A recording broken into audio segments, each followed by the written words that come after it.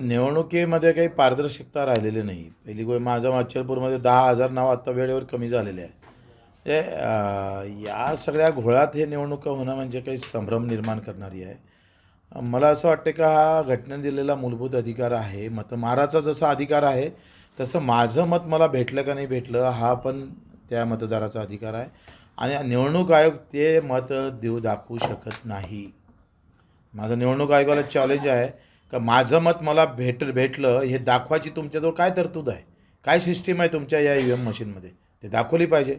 आणि म्हणून आमची मागणी काय आहे, काँग्रेस आघाडीची मागणी जरी बॅलेटची असेल तरी मी EVMच म्हणणार आहे.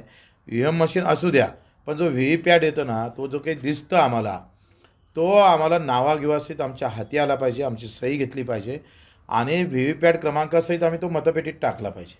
म्हणजे काय होईल, EVM मशीन पण राहील आणि VVPATच्या याच्यावर जर वाटलं तर ते मोजता येईल. म्हणजे बॅलेटची गरज नाही, बॅलेट पेपरची गरज नाही. VVPAT जो हाती येतं, म्हणजे माझं मत कुठं गेलं, काय होतं बॅलेटमध्ये, बॅलेट क्रमांक याचा, नंबर राहायचा, नाव लिहायचं, मतदान क्रमांक राहायचा आणि सही राहायची. ती आता सिस्टीम संपवली. म्हणजे तुमचं मत हवेत आहे. तुमचं मत तुम्हाला भेटलं का नाही भेटलं ही सिस्टीमच कोलॅप्स करून टाकली आणि इथंच BJP जिंकलेली आहे. हे कटकारस्थान आहे. हे एक कटकारस्थान आहे. दुसरं, शहरातल्या निवडणुका पहिले घ्यायच्या, अर्धे अधिक शहरं हिंदू मुस्लिमच्या नावावर निवडून येणार, त्याच्यात पुन्हा BJPचा फायदा होईल आणि त्याचा परिणाम ग्रामीण भागावर होईल आणि तिथून पुन्हा एक विजयाचा वातावरण महाराष्ट्रात निर्माण कसं करता येईल, तर त्याचा एक व्यवस्थित मला वाटतं इथे गेम BJPनं व्यवस्थित केलेला दिसतं.